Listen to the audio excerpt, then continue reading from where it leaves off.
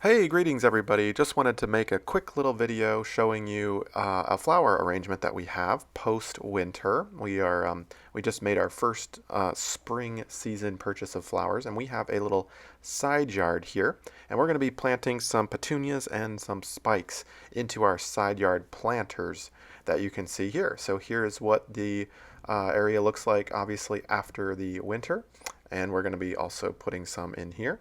So just a quick little video on how to do this and what arrangement might look really nice for you to consider.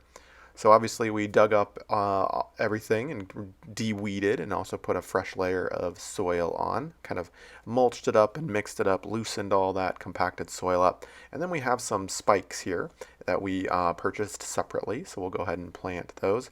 Obviously pretty simple job.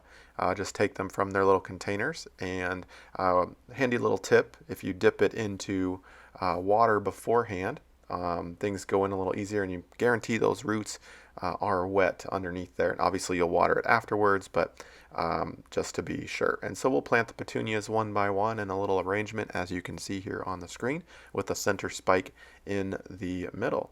And pretty simple, and we are really happy with the result. We'll get things all cleaned up. And this is kind of what it looks like.